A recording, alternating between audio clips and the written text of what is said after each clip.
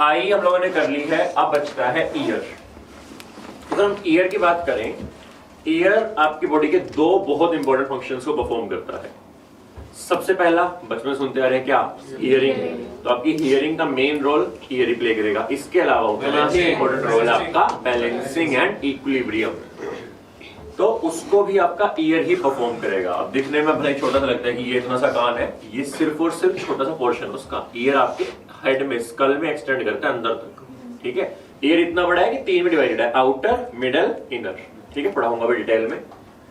अब बचपन में तुमने शायद देखा होगा एक चीज कि जब घूमते हैं, घूम के रुकते हैं, चक्कर आते हैं, है ना, क्या होता है वो, आज पढ़ाऊंगा।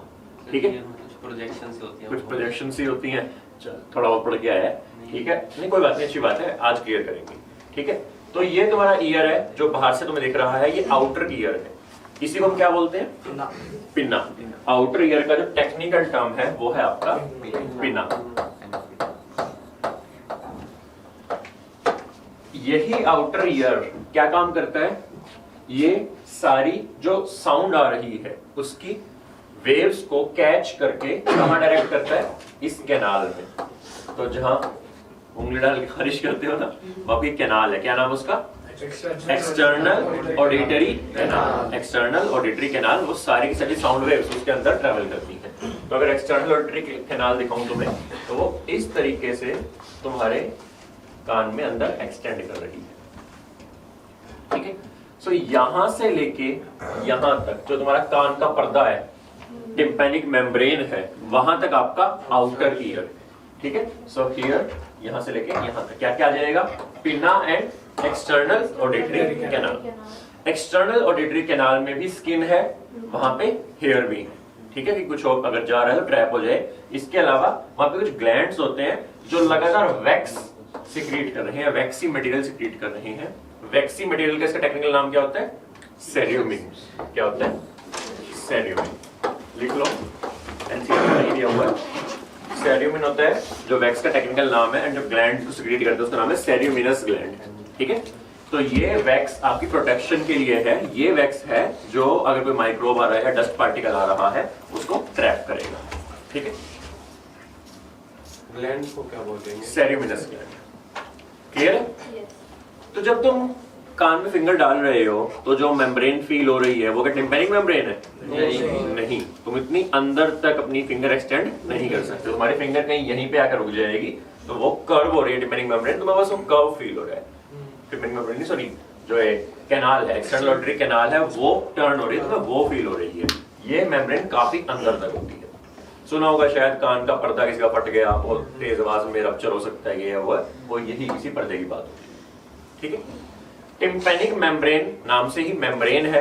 आउटसाइड, बाहर की तरफ, यानी आउटर ईयर की तरफ ये कवर्ड है किससे, स्किन से, और अंदर की तरफ ये कवर्ड है म्यूकस मेम्ब्रेन से। एनसीईआरटी में लिखा हुआ है, covered from outside from skin and inside from mucous membrane. Clear है? यहां से लेके यहां तक जहां आपके 3 बोन्स हैं जो मैंने आपको लोकोमोशन में पढ़ाई थी, ईयर ओसिकल्स, क्या क्या थी, मेलियस, इंकस। ये वाला जो पोर्शन है this is known as middle ear. तो मिडल ईयर कहां से कहां तक है, टिम्पैनिक मेम्ब्रेन से लेके तीनों बोन्स को इंक्लूड करके, जहां तीनों bones stapes last bone end करती है, कोक्लिया पे हिट करती है। कोक्लिया एक स्ट्रक्चर है, उससे पहले पहले क्या है, मिडल ईयर। यहां तक क्लियर है? पक्का? कुछ निकलता हुआ दिख रहा है मिडल ईयर से, नीचे जा रहा है कहीं, क्या है ये, this is your Eustachian tube. Eustachian tube जोड़ते हैं यार, नोज और नोज को नहीं, ये आपके मिडल ईयर को और फेरिंग्स को, तो आपके माउथ में फेरिंग्स में आके ओपन होती है और ये दोनों को ज्वाइन करती है। ट्यूब है, क्या होता है पूछ रहा हूँ, क्या फायदा है इसका, तुम सबने एक्सपीरियंस किया है मैंने कभी? फ्लाइट में कौन कौन बैठा है, एरोप्लेन में बहुत सारे बैठे हैं। ठीक है, तो क्या दिक्कत हुई कभी बैठने में, कान बंद हो जाते हैं, कान बंद होते हैं, कान में बजती हुई है। चलो अगर फ्लाइट में नहीं बैठे, पहाड़ों पे गए हो, अगर एकदम से असेंड करते हो तो एकदम से तुम सी लेवल से ऊपर जाते हो तो एकदम से कान ना अलग से लग जाता है, पेन भी होता है और बजने से लग जाते हैं, बंद हो जाते हैं। फिर तुम नीचे आते हो तो ठीक सा हो जाता है, या कभी बहुत देर ऊपर रुक के फिर नीचे और फिर हो जाता है। क्या हो रहा है वो, दोनों तरफ से आप प्रेशर मेंटेन कर रहे हैं। आपका जो एटमॉस्फेरिक प्रेशर है, आप जितना असेंड करते हो उतना गिरता है, जितना ऊपर जाते हो उतना ही एटमॉस्फेरिक प्रेशर गिरता है। यही रीजन था ब्रीदिंग में, ऊपर जाते जाते सैचुरेशन कम हो रही थी। क्यों? टोटल एटमॉस्फेरिक प्रेशर ही कम हो रहा था, है ना। तो आपका प्रेशर गिरता जा रहा है। अब जो आपका प्रेशर एयर का है, एटमॉस्फेयर का है, क्योंकि आप जब बोल रहे हो, सांस ले रहे हो, तो उतना ही प्रेशर आपके माउथ में है, उतना ही होगा। भाई जब हम ओपन है किसी एरिया से तो हमारा प्रेशर उतना ही हो जाता है। लेकिन जो आपका internal ear, sorry middle ear का प्रेशर है, वो आपके ग्राउंड लेवल जितना है। इस टाइम तुम्हारे मुंह में भी और तुम्हारे मिडल ईयर में भी प्रेशर कितना है? सी लेवल जितना। तुम एकदम से ऊपर चले जाओ, एटमॉस्फेयर से कौन कनेक्टेड है? माउथ या नोज। तो जो मुंह का प्रेशर है, फेरिंक्स के अंदर का प्रेशर है, वो कितना हो जाएगा? कम हो जाएगा। लेकिन अभी भी मिडल ईयर का प्रेशर कितना है? ज्यादा है, सी लेवल पे है। तो जब ये प्रेशर डिस्टरबेंस होता है, इसके अलावा जो यहां से प्रेशर आ रहा है, ये कितना होगा? वही एटमॉस्फेरिक प्रेशर होगा। तो प्रेशर डिफरेंस है, यहां से कम है, यहां से ज्यादा है। क्या इसको बल्ज आउट नहीं करेगा? बाहर की तरफ पुश करेगा, तो वही तुम्हें फील होता है कि कान बंद हो गए हैं। ठीक है, क्या करते हो फिर? कोई क्या सलाह देता है? स्वॉलो करो। बहुत बढ़िया। या तो अपना सलाइवा बार बार स्वॉलो करते रहो, या फिर कोई टॉफी या च्युइंगम ले लो और उसको खाते रहो। वो तुम्हारा सलाइवा प्रोडक्शन करेगा, तुम सलाइवा को बार बार स्वॉलो करोगे। क्या होगा बेसिकली? जितनी बार तुम स्वॉलो करोगे उतनी बार ये स्टेशन ट्यूब बंद होकर खुलेगी। क्या होगी? क्लोज होगी फिर खुलेगी, क्लोज होगी फिर खुलेगी। उससे क्या होगा? दोनों तरफ का प्रेशर इक्वलाइज हो जाएगा। तो यहाँ जो थोड़ी एक्स्ट्रा एयर है, हाई प्रेशर है, वो थोड़ी सी एयर फेरिंग्स में आ जाएगी एंड तुम्हारे दोनों तरफ का प्रेशर इक्वलाइज हो जाएगा। तो इसलिए बोलते हैं कि च्युइंगम साथ में रखा करो या टॉफी साथ में रखा करो, जब भी फ्लाइट में बैठा तभी की तभी ले लिया, कि तुम्हारा जो प्रेशर है वो इक्वलाइज्ड रहे। ठीक है। अच्छा, फ्लाइट में प्रेशर कम क्यों है? वो तो क्लोज्ड चेंबर है, ऊपर के प्रेशर की वजह से कम है। फ्लाइट उड़ रही है मानो 30,000 फीट पे, 30,000 फीट पे इतना प्रेशर कम होता है कि तुम वैसे सर्वाइव नहीं कर सकते। तो फिर क्या चक्कर है? एक्चुअली फ्लाइट में वो प्रेशर कम बना के रखते हैं। ज्यादा प्रेशर बनाना उनके लिए थोड़ा कॉस्टली होगा और कुछ नहीं। उनकी कॉस्ट कटिंग है। अगर एयरलाइन कंपनीज चाहें तो तुम्हें वो नॉर्मली पहुंचा सकती हैं, बस वो तुम्हें उतना प्रेशर देती है जितने में तुम मरो ना, जितने में तुम जिंदा रहो, तो उतने प्रेशर में रखती हैं। पर वो प्रेशर सी लेवल से काफी कम होता है, इस वजह से वहां पे भी डिस्बैलेंस आता है। ठीक है, कोई डाउट? पक्का? फिर तो बैठते ही नहीं हो जाना चाहिए। बैठते ही नहीं होता, क्योंकि बैठते ही तो आपका एक तरीके से जब वो बाहर से कनेक्टेड है, थोड़ा बहुत ग्राउंड लेवल पे है, तो आपका प्रेशर लगभग मेंटेन कर रखा है उसने। जब वो ऊपर उड़ना शुरू करेगा तब वो हमें सील ऑफ कर देगा। ठीक है, चलो। बहुत जल्दी होता है फ्लाइट पे, बहुत जल्दी होता है। जैसे चढ़ना शुरू करते हो ना, एकदम सोना शुरू हो जाता है, अगर आप सोलो ना कर रहे हो तो। चलो, यहां तक क्लियर है? कोई डाउट है? पक्का? चलो, मिडिल ईयर में ध्यान से देखो, तुम्हें कुछ बोन्स दिख रही होंगी।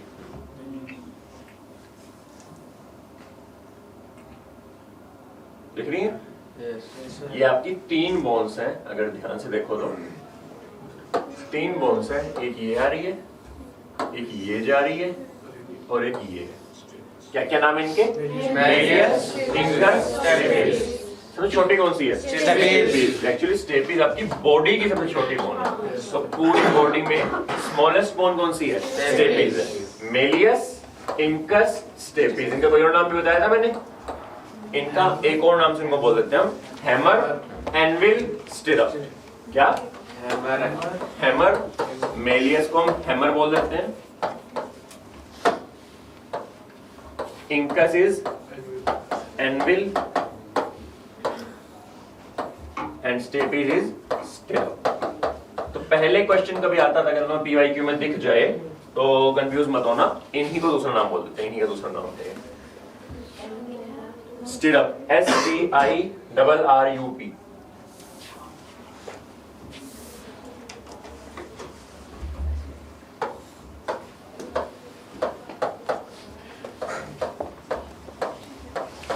अब तुम्हारा ये जो स्टेपीज है यहाँ पे एंड कर रहा है और एक ऑर्गन दिख रहा है निकलता हुआ स्नेल शेल की तरह।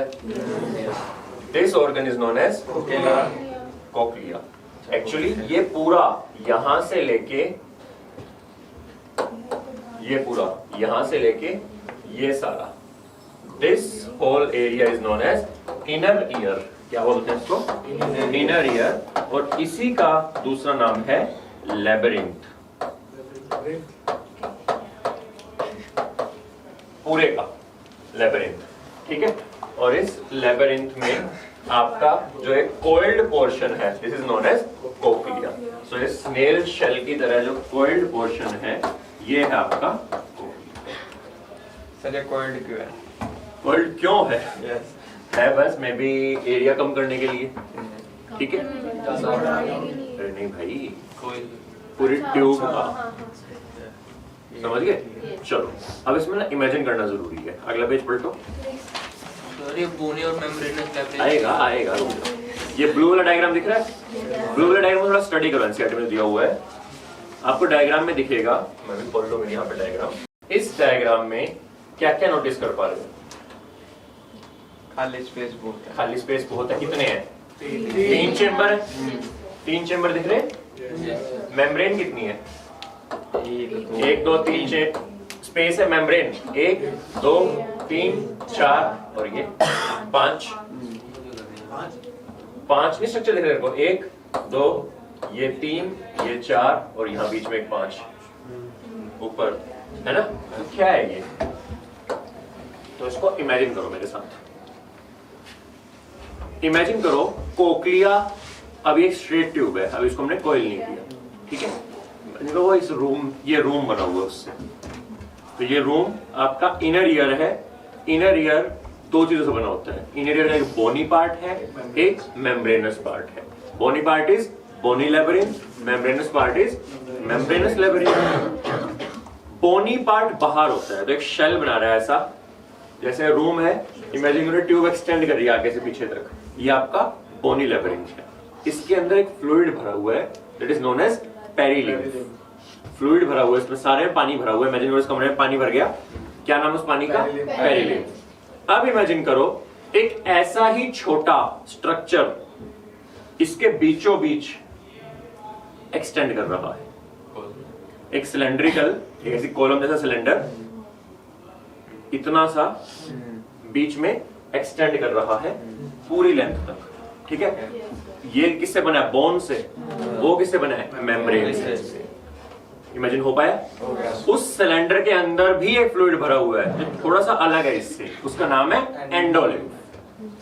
क्लियर है? सो बोनी लेबरिंथ बाहर बना रहा है जो बोन से बना है, उसके अंदर फ्लूइड है, क्या बोलते हैं उसको? पेरिलिम्फ। उसके अंदर एक मेम्ब्रेनस स्ट्रक्चर सस्पेंडेड है, उसके बीचों बीच में है, उसका क्या नाम है? उस स्ट्रक्चर का मेम्ब्रेनस लेबरिंथ। उसके अंदर क्या है? एंडोलिम्फ। उसके चारों तरफ क्या है? पेरिलिम्फ। क्लियर इतना? अब इसको ऐसे कट करो, किसको? ठीक है। पूरे स्ट्रक्चर को।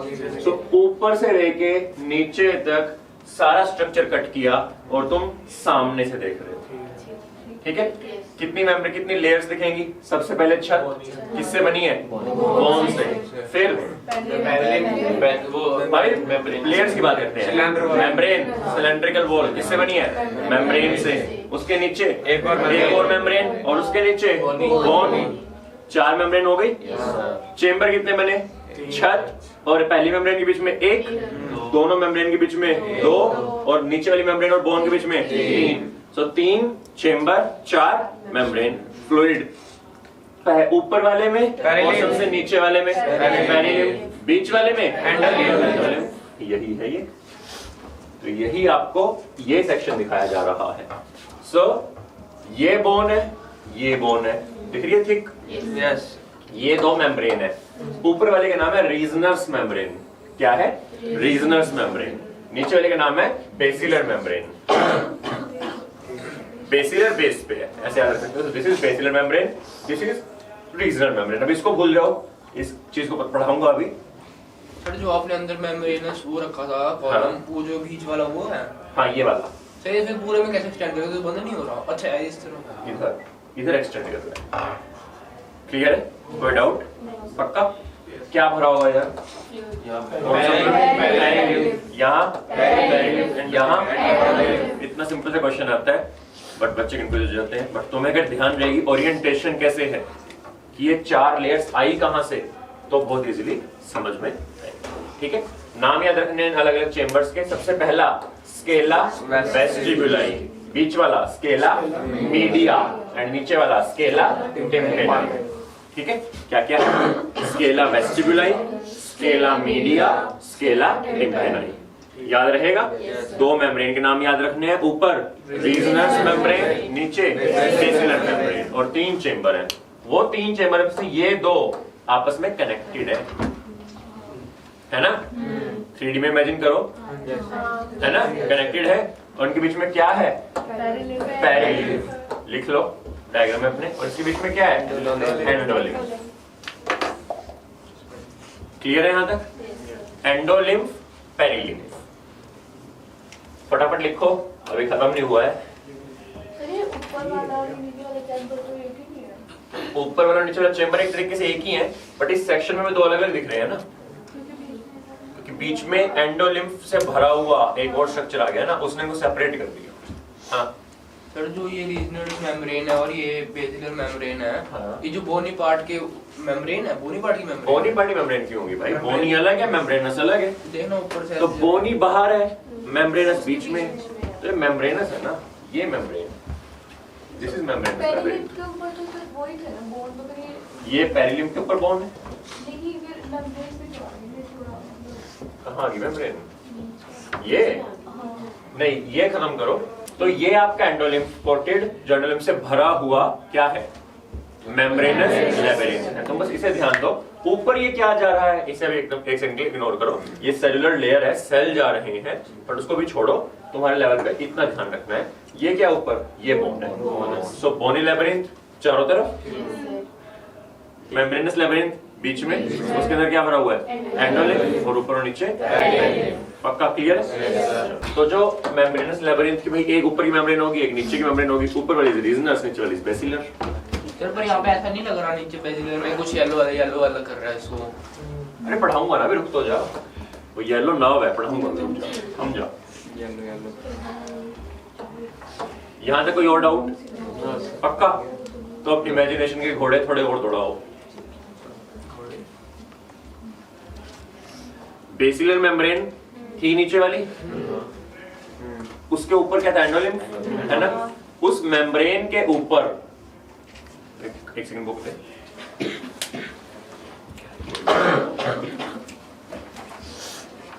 अगर ये मेम्ब्रेन है, इसके ऊपर यहाँ पे एक ऑर्गन पड़ा हुआ है, known as organ of Corti. Organ of Corti, तो यहाँ पे एक ऑर्गन पड़ा हुआ है, उसको हम बोलते हैं ऑर्गन ऑफ कोर्टाई। अगर ये मेम्ब्रेन किसी भी तरीके से ऊपर नीचे हिलेगी, ये ऑर्गन भी हिलेगा। क्लियर है? खत्म नहीं हुआ अभी? ये भी एक्सटेंडेड है ऐसे। हाँ, अब इस ऑर्गन ऑफ कोर्टाई के ऊपर एक और मेम्ब्रेन है, तो ये ऑर्गन ऑफ कोर्टाई है, इसके ऊपर ये एक और मेम्ब्रेन है, this is known as tectorial membrane. ये मेम्ब्रेन इसे टच नहीं कर रही। अगर यहाँ ऑर्गन ऑफ कोर्टाई है, तो इसके थोड़ी सी ऊपर है, थोड़ा गैप है इनके बीच में। गैप क्या ध्यान बोल रहे रखा, हैं? सुन लो, असल में होता है, ठीक है, कि यहाँ टेक्टोरियल मेम्ब्रेन है, यहाँ ऑर्गन ऑफ कोर्टाई है, और इनके बीच में हल्का सा गैप है। अगर मान के चलो ये ऑर्गन ऑफ कोर्टाई है, नीचे मेम्ब्रेन है, कौन सी? बेसिलर, इसके ऊपर कौन सी है? टेक्टोरियल, इनके बीच में हल्का सा गैप है। अगर बेसिलर मेम्ब्रेन हिलेगी, उसकी वजह से कौन हिलेगा? ऑर्गन ऑफ कोर्टाई, और वो आगे इससे टकराएगा। ठीक है, और यही टकराना सबसे इंपॉर्टेंट है। बेसिस समझ में आया? बैलेंसिंग नहीं चल रही है, हियरिंग चल रही है। ठीक है, cochlea and organ of Corti is concerned with hearing. Balancing बिल्कुल ही अलग पार्ट है, पढ़ाऊंगा उसको। ठीक है, तो ऑर्गन ऑफ कोर्टाई किसके ऊपर रखा हुआ है? बेसिलर मेम्ब्रेन के ऊपर, और उसके ऊपर हल्के से गैप पे कौन सी मेम्ब्रेन है? एक्टोरियल मेम्ब्रेन। ओरिएंटेशन बिल्कुल क्रिस्टल क्लियर होनी चाहिए, तब जाके आगे समझ में आएगा। क्लियर है? दोबारा रिवाइज करें। सबसे बाहर आउटर ईयर, पिना एंड एक्सटर्नल ऑडिटरी कैनाल, कहां तक जा रही है? टिम्पैनिक मेम्ब्रेन तक, जो बाहर किससे कवर्ड है? स्किन से। और पूरी कैनाल में क्या है? Hair and wax. म्यूकस नहीं बोलना, wax. also known as cereomes। फिर क्या ईयर आया? Middle ear. इधर से क्या है? टिम्पैनिक मेम्ब्रेन, जो किससे कवर्ड है? स्किन थी आउटर वाली तरफ। अगर ये आपकी टिम्पैनिक मेम्ब्रेन है, दीवार टिम्पैनिक मेम्ब्रेन है, उसके उधर आउटर ईयर है, उधर स्किन है। इधर ये ग्रे पोर्शन क्या है? Mucous membrane. ठीक है, 3 बोन्स है, कौन कौन सी? मेलियस कहाँ अटैच्ड है? टिम्पैनिक मेम्ब्रेन से। बीच में क्या है? इंकस। स्टेपिस कहाँ अटैच्ड है? Inner ear, cochlea. ठीक है, इनर ईयर क्या बोलते हैं? इनर ईयर को लेबिरिंथ। बाहर बोनी लेबिरिंथ जो पूरा फ्रेम बना रहा है, उसके अंदर मेम्ब्रेनस लेबिरिंथ। बोनी लेबिरिंथ के अंदर क्या भरा हुआ है? पेरिलिम्फ। मेम्ब्रेनस के अंदर एंडोलिम्फ। कट करके क्रॉस सेक्शन देखें, 4 लेयर्स। ऊपर बोन, सबसे नीचे बोन, बीच में 2 मेम्ब्रेन। ऊपर वाली मेम्ब्रेन रीजनस मेम्ब्रेन, नीचे वाली बेसिलर मेम्ब्रेन। तो इन मेम्ब्रेन्स ने, इन चेम्बर्स, इन लेयर्स ने 3 चेम्बर में डिवाइड कर दिया है। सो ऊपर वाली बोन और रीजनस के बीच में चेम्बर का नाम वेस्टिबुलाई। रीजनस और बेसिलर के बीच में स्केला मीडिया। बेसिलर और नीचे वाली बोन के बीच में स्केला टिम्पैनी। क्लियर है? स्केला वेस्टिबुलाई में क्या भरा हुआ है? पेरिलिम्फ। स्केला मीडिया में एंडोलिम्फ। स्केला टिम्पैनी में पेरिलिम्फ। पूरा क्लियर है यहाँ तक? अब बेसिलर मेम्ब्रेन के ऊपर एक ऑर्गन पड़ा हुआ है, ऑर्गन ऑफ कोर्टाई। कांटेक्ट में है, उसके ऊपर रखा हुआ है, और उसके ऊपर एक और मेम्ब्रेन है जो टच नहीं कर रही है, जो कांटेक्ट में नहीं है। क्या नाम है? Tectorial membrane. क्लियर है पूरा? ये जो आपकी बेसिलर मेम्ब्रेन होती है बड़ी फ्लेक्सिबल होती है। Basilar membrane is very flexible. तो ये जैसे ही कोई चीज हिलती है अगर, तो ये भी ऊपर नीचे हिलता है। क्लियर है? अब देखो क्या होगा बेसिकली ऑर्गन ऑफ कोर्टाई में। अच्छा, आपके सारे ही ईयर में, चाहे ऑर्गन ऑफ कोर्टाई की बात हो रही हो, चाहे हम आगे बैलेंसिंग पढ़ेंगे, जो आपके सेंसरी रिसेप्टर्स हैं वो आपके हेयर सेल। तो हेयर सेल होते हैं ऐसे लंबे लंबे सेल हैं जिनके ऊपर से कुछ हेयर लाइक प्रोजेक्शंस निकली हुई हैं। इनको बोलते हैं स्टीरियोसीलिया। क्या बोलते हैं? स्टीरियोसीलिया। सो ये हेयर लाइक प्रोजेक्शंस हैं, नोन एज स्टीरियोसीलिया। बताऊंगा अभी, रुक तो जा, काम क्या है। स्टीरियो वर्ड इसे सुनो। Stereo, stereo music, stereo sound से रिलेटेड है। ठीक है, स्टीरियोसीलिया। क्लियर है? क्या हो गया? स्टीरियो आइसोमेरिज्म पढ़ना क्या होता है? नहीं पूछना उनसे कि साउंड से क्या लेना है इसका। ठीक है, पूछ लेना। चलो, क्लियर है? स्टीरियोसीलिया, हेयर सेल। हेयर सेल के नीचे से नर्व फाइबर्स निकलते हैं। क्या निकलते हैं? Nerve fibres. ओरिएंटेशन क्लियर रखो बिल्कुल। हेयर सेल है, ऊपर क्या है? स्टीरियोसीलिया, नीचे क्या निकल रहे हैं? Nerve fibres. ये स्टीरियोसीलिया अगर किसी भी वजह से बेंड होंगे, क्या होंगे? अगर ये बेंड होंगे, अगर ये स्टीरियोसीलिया किसी भी रीजन की वजह से बेंड हुए, इनके बेंड होने से क्या होता है? जो इस मेम्ब्रेन पे चैनल्स हैं, आयन चैनल्स, वो खुलती या बंद होती हैं। ठीक है, किसी एक डायरेक्शन में बेंड होंगे तो खुलेगी, एक में बेंड होंगे तो बंद होंगी। और आयन चैनल वही एक्शन पोटेंशियल, सोडियम पोटेशियम, याद आ रहा है? Yes sir. तो आयन चैनल के खुलने से क्या हो सकता है? डीपोलराइजेशन हो सकता है, एक्शन पोटेंशियल डेवलप कर सकता है। मान लो इसके बैंड होने से सोडियम चैनल खुल गई, और सोडियम चैनल के खुलते ही बाहर से सोडियम, अंदर सेल क्या हो जाएगा? डीपोलराइज, और उसको सिग्नल ले जाएगा कौन? Nerve fibre. क्लियर है? तो अगर मैं इसे एक्टिवेट करना है, मैं इसे स्टीरियोसीलिया को बेंड करना होगा। ठीक है, तो इमेजिन कर पा रहे हो कौन बेंड करेगा? कौन सी डायरेक्शन में? कौन बेंड करेगा? मेम्ब्रेन। मेम्ब्रेन। कौन सी membrane? Basilar membrane. Tectorial membrane. याद आ रहा है? Yes sir. यहाँ पे कोर्टाई के ऊपर, ऑर्गन ऑफ कोर्टाई में यहाँ पे ये दिख रहे हैं लंबे लंबे सेल, दिख रहे हैं ना, जिसके अंदर क्या है? स्टीरियोसीलिया। तो आप इमेजिन करो, टेक्टोरियल प्लेट के है ही नहीं थी। क्या आपने तो अरे हेयर तो ऊपर होंगे ना जब वो। टेक्टोरियल प्लेट कहाँ आ गई? मेम्ब्रेन बोल। सर हाँ, कहाँ पे है? ऑर्गन ऑफ कोर्टाई के अंदर है। ये रहा ऑर्गन ऑफ कोर्टा, ये दिख नहीं रहे हेयर सेल, लंबे लंबे सेल, सीलिया नहीं दिख रहे इनके, एनसेंट डायग्राम नहीं दिखाया हुआ, बट होते हैं क्या? अरे जी मेरा डॉट है। इतना मत सोच, लॉन्गिट्यूडिनल सेल लाइन के ऊपर सीलिया लाइक प्रोजेक्शंस लिखी हुई है बस। सर जब ये ऐसे बेसिलर मेम्ब्रेन ऊपर जाती है, ऊपर जाता है तो टेक्टोरियल मेम्ब्रेन में ऐसे टच हो गया, ऐसे हो जाते हैं। दिख रहा होगा। अरे तू ही आ जा, आजा अपनी बुक लेके आ, बुक पे फाड़ रखी है गधे, इसको ऐसे पकड़, ठीक है? एक हाथ से एक बुक तू दे, एक से नीचे पकड़, ठीक है? गैप रख थोड़ा सा, पकड़ इसको। ये है आपकी बेसिलर मेम्ब्रेन, ये है टेक्टोरियल मेम्ब्रेन, थोड़ा गैप रख। ये ऑर्गन ऑफ कोर्टाई रखा हुआ है, ये उसका एक हेयर सेल है, ये उसके सीलिया है, ठीक है? यहाँ से ये मेरा जो शोल्डर की तरफ आर्म है, नर्व फाइबर है, ठीक है? इतने गैप में है ये, ठीक है? ये सीरियसली ऐसे रखे हुए हैं। अब जब भी ये ऊपर नीचे होगा, ध्यान दो मेरे फिंगर्स पे, ये ऊपर टकरा के बेंड करेंगे, ठीक है? क्योंकि ये मेम्ब्रेन हिलती नहीं है, ये मेम्ब्रेन फिक्स है, तो ये ऐसे ऐसे बेंड करेंगी, और इसके बेंडिंग की वजह से यहाँ पे जो आयन चैनल्स हैं वो खुल जाएंगी। तो जैसे ये बेंड हुआ, आयन चैनल खुली, एक्शन पोटेंशियल ट्रेवल हुआ, एक्शन पोटेंशियल नर्व फाइबर से गया, ठीक है? तो अब हमें बस इसको बेंड कराना है, इस मेम्ब्रेन को मूव कराना है, और एक्शन पोटेंशियल जनरेट हो जाएगा। करवाते हैं।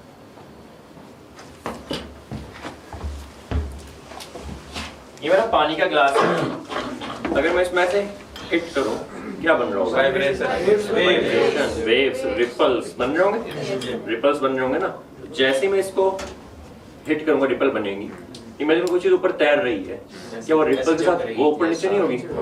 ऐसा जब होगा फिजिक्स में? नहीं, लेकिन हो गया, होगा, पर यहाँ पे होगा ना, होगा, यहाँ पे होगा, ठीक है? ये क्या करेगी? ऊपर नीचे होगी, ठीक है? और कौन सा पानी है ये? भरा हुआ था पानी, कुछ फ्लूइड भरा हुआ था, एंडोलिम्फ, पेरिलिम्फ, याद आ रहा है? कनेक्शन बना पा रहे हो? चलो अब सुनना शुरू करते हैं। अब हम शुरू करते हैं, दिखा रखी है, बहुत बढ़िया, किसने ध्यान दिया, वीडियो चलाएंगे अभी, सुनो। तो अब क्या होता है, जैसे ही आपके आउटर ईयर ने साउंड वेव को ट्रैप करके कहां भेजा? टिम्पैनिक मेम्ब्रेन के पास। टिम्पैनिक मेम्ब्रेन वाइब्रेट करेगी, tympanic membrane starts vibrating. Tympanic membrane के साथ क्या लगा हुआ है? मेलियस, मेलियस के साथ इंकस, इंकस के साथ स्टेपिस, तीनों ही क्या करेंगी? वाइब्रेट करेंगी। इधर से जब मेम्ब्रेन खींचेगी इधर जाएगा, इंकस इधर जाएगा, स्टेपिस इधर जाएगा, जब आगे आएगी इधर इधर इधर, स्टेपिस आके बार बार कोक्लिया पे हिट करेगा। ये ना, ये आने दे, अभी रुक जाओ, तो चल रहा है वो सुन ले, ठीक है? वो बैलेंसिंग वाले का पार्ट है, सेमिसर्कुलर कैनाल है, वो बैलेंसिंग वाले का पार्ट है, वो रुक जाओ। तो जब आपकी टिम्पैनिक मेम्ब्रेन हिलेगी, वाइब्रेट करेगी, तो उसके साथ सिर्फ मेलियस हिलेगी, मेलियस के साथ इंकस, इंकस के साथ स्टेपिस, और स्टेपिस किसे हिलाएगी? कोक्लिया को। स्टेपिस जाके हिट करिए कहां? कोक्लिया में। तो इमेजिन करो ये मिडल ईयर है, उस तरफ इनर ईयर है, इधर एक्सटर्नल ईयर है। तो स्टेपिस किसी एक पॉइंट पे ही टच करेगी, किसी एक जगह ही तो टच करेगी, पूरे इनर ईयर थोड़ी ना हिलाएगी। तो जिस जगह को वो टच करती है, जहां पे वो मार रही है, उसको बोलते हैं ओवल विंडो। क्या बोलते हैं? Oval window. So oval window वो पोर्शन है जहां पे स्टेपिस एक्चुअली आके हिट करती है कहां? कोक्लिया को। कोक्लिया क्या है? कोक्लिया क्या है? जो इंटरनल ईयर बनाया था ना हमने, बोनी लैबिरिंथ, मेम्ब्रेनस लैबिरिंथ, उसको कोयल कर दो भाई। इस कमरे को उठाओ और इस कमरे को कोयल कर दो, और वो कोयल भी इस तरीके से कि पूरा स्ट्रक्चर कोयल कर रहा है, बोनी भी, उसके साथ मेम्ब्रेनस भी और सारा फ्लूइड भी, ठीक है? तो वो टर्न ऐसे ऐसे बनाएगा। तो the coiled portion of inner ear is known as labyrinth, cochlea. Coiled portion of inner ear is known as cochlea. Clear? तो अब आ गई क्या? Oval window. ओवल विंडो इधर तो स्टेपिस टच कर रही है, उधर ओवल विंडो कहां खुल रही है? कोक्लिया में। कहां? स्केला वेस्टिबुलाई में। कहां खुल रही है? स्केला वेस्टिबुलाई में। तो V for scale, V for Oval, V for vestibuli, ऐसे याद रख लो। स्केला वेस्टिबुलाई में कौन खुला? Oval window. और स्केला वेस्टिबुलर में क्या भरा हुआ था? तेरी समझ में नहीं आ रहा क्या? नींद आ रही है? ऐसे कर रहे हैं। स्केला वेस्टिबुलर में क्या भरा हुआ है? पेरिलिम्फ। पक्का? क्लियर है? तो अब दोबारा सुनो, टिम्पैनिक मेम्ब्रेन ने वाइब्रेट करना शुरू किया। मैलियस हिली, इंकस हिली, स्टेपिस हिली। स्टेपिस जाके कहां पे हिट किया? स्टेपिस जाके ओवल विंडो पे हिट किया। और ओवल विंडो के इस तरफ क्या है? Scala vestibular. इसमें क्या भरा हुआ है? पेरिलिम्फ। और स्केला वेस्टिबुलर वाला पेरिलिम्फ किसके साथ कनेक्टेड है? टिम्पैनाई के। बताया था वेस्टिबुलर और टिम्पैनाई आपस में कनेक्टेड हैं। दोनों में क्या है? पेरिलिम्फ है। तो जब वो हिट करता है तो पेरिलिम्फ में वेव्स जनरेट होती हैं। क्योंकि वेस्टिबुलाई और टिम्पैनाई कनेक्टेड है तो those waves are transmitted to scala tympani. सबसे नीचे तो वहां का फ्लूइड ऊपर नीचे मूव करेगा। उसके ऊपर कौन सी मेम्ब्रेन है? बेसिलर मेम्ब्रेन ऊपर नीचे मूव करेगी। बेसिलर मेम्ब्रेन मूव करने से ऑर्गन ऑफ कोर्टाई मूव करेगा। ऑर्गन ऑफ कोर्टाई में क्या है? हेयर सेल ऊपर नीचे मूव करेंगे। उनके ऊपर क्या है? स्टीरियोसीलिया करेंगे। लेकिन ऊपर एक मेम्ब्रेन है, टेक्टोरियल मेम्ब्रेन, और ये इसके ऊपर आते ही बैंड होंगे। बैंड होते ही आयन चैनल्स खुलेंगे, एक्शन पोटेंशियल जनरेट होगा। और वो एक्शन पोटेंशियल कहां ट्रांसमिट हो जाएगा? नर्व फाइबर्स के थ्रू ब्रेन में। तो आपका ब्रेन प्रीवियस साउंड्स के एक्सपीरियंस से उसको एनालाइज करेगा कि इतने परसेंट स्टीरियोसीलिया एक्टिवेट हुए। भाई 100 में से सिर्फ 20% हुए। कितने ज्यादा बैंड हुए तो उसकी वजह से कितनी ज्यादा सोडियम चैनल्स खुली हैं। तो उसकी वजह से अलग अलग पिच, अलग अलग जो आपकी फ्रीक्वेंसी होती है उसको वो पहचान लेगा एंड साउंड को रिकॉग्नाइज कर लेगा। क्लियर? कोई डाउट? ओवल विंडो ये स्केला वेस्टिबुलर में कैसे खुली? ये कैसे, मतलब इमेजिन कर। चलो पहले एक बार इसको देख लो, फिर इमेजिन करते हैं। ठीक है, दोबारा मैं रिवाइज कर देता हूँ। पहले इसको देखो ना, वीडियो बनाई गया है। ध्यान देना, जब ये साउंड वेव आके हिट होगी तो ये वाइब्रेट करना शुरू करेगा, सब हिलेगा। ठीक है,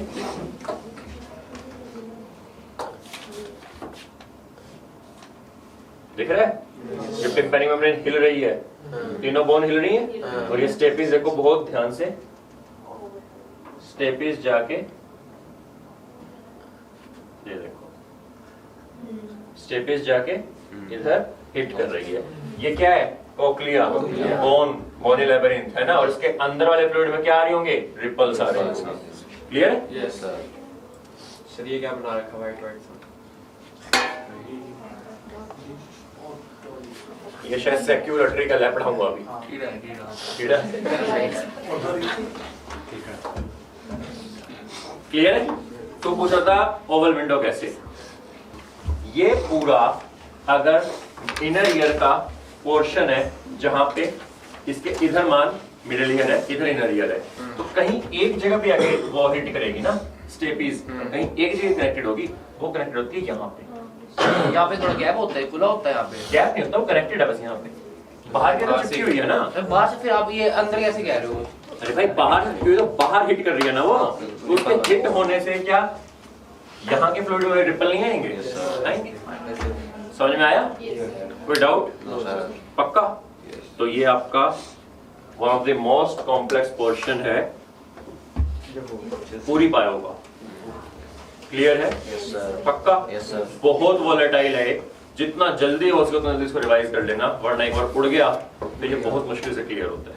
ठीक है, फटाफट से टेक्स्ट पढ़ लेते हैं। कोई डाउट है अभी पूछ लेना। ठीक है, चलो। अगर हम ईयर की बात करें, the ears perform two function. कौन कौन से? Hearing and maintenance of body balance. Anatomically it can be divided into 3 major sections. क्या क्या? Outer ear, middle ear, inner ear. The outer ear consists of pinna and external auditory meatus, जिसको हम canal बोल देते हैं।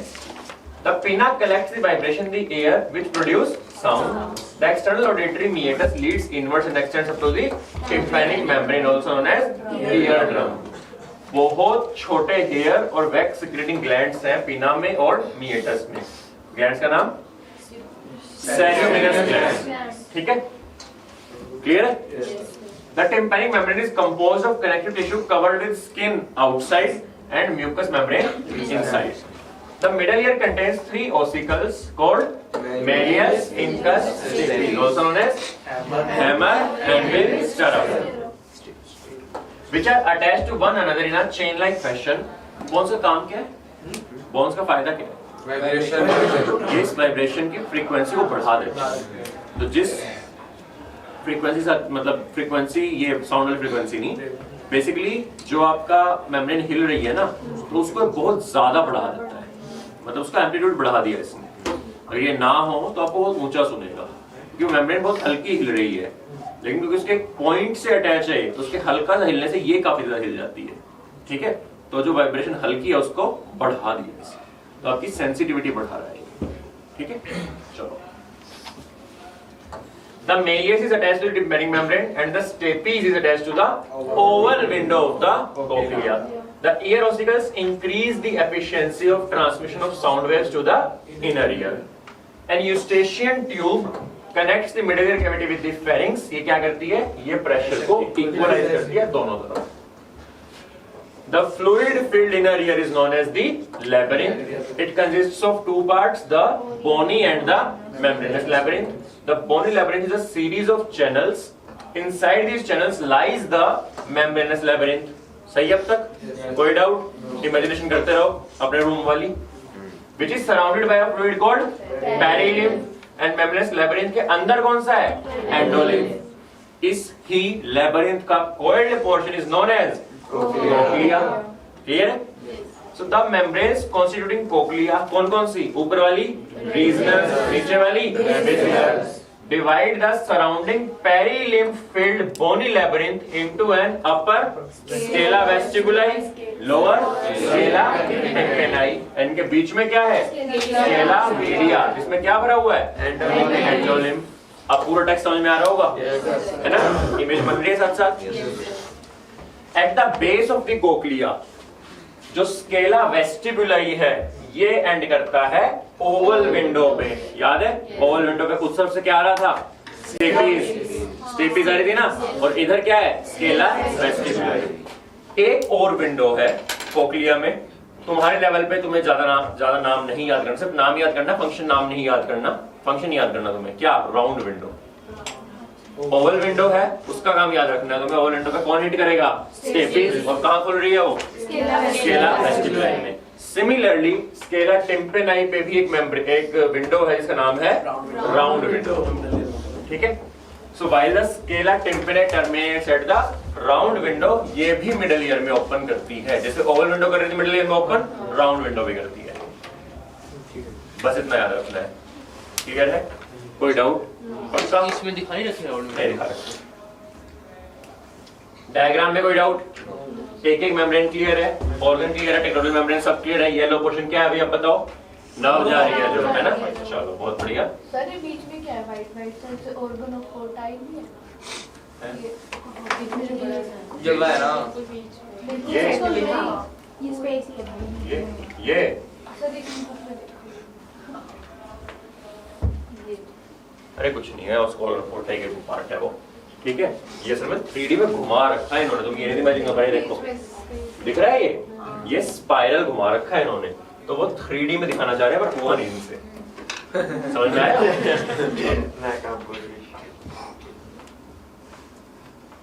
The organ of Corti is a structure located on the basilar membrane which contains hair cells that act as auditory receptors. The hair cells are present in rows on the internal side of the organ of Corti. And basilar end पे इनके क्या होता है? Basal and पे ऊपर तो सीलिया थे, basal and पे क्या थे? Nerve fibre. कैसे नर्व फाइबर? एफरेंट, जो सीएनएस तक ले जा रहे होंगे, ब्रेन तक ले जा रहे होंगे। So the basal end of the hair cell is in close contact with the afferent nerve fibers. A large number of processes called stereocilia are projected from the apical part, जो ऊपर वाला part है। Above the rows of the hair cell is a thin elastic membrane called tectorial membrane. But बीच में क्या है? हल्का सा space. ठीक है, तो ये स्पेस है, जब ये ऊपर जाएगा सिर्फ तब टच करेगा, तब बेंड होगा। इस एक पैरा को अभी इग्नोर करो, इसको हम पढ़ेंगे, पहले हम मैकेनिज्म ऑफ हियरिंग पढ़ते हैं, ठीक है। तो मैं पढ़ा चुका हूं ऑलरेडी, इसलिए पहले पढ़ा रहा हूं। सो कैसे सुनते हो आप, mechanism of hearing. External ear receive ने साउंड की वेव साउंड रिसीव की और इसको डायरेक्ट कर दिया कहां, ईयर ड्रम तक। Ear drum starts vibrating in response to the sound waves and these vibrations are transmitted through the ear ossicles. कौन कौन सी, medius, incus, stapes to the oval window. Oval window, the vibrations are passed through the oval window onto the fluid of the cochlea where they generate waves in the lymph. The waves in the lymph induce a ripple in the basilar membrane. Basilar membrane भी ऊपर नीचे हिलने लग जाती है।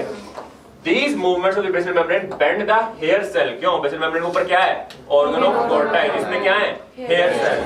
तो hair cell bend होंगे, pressing them against the pectoral membrane. As a result, nerve impulses are generated in the associated afferent neurons. These impulses are transmitted by the afferent fibers via the auditory nerves to the auditory cortex of the brain.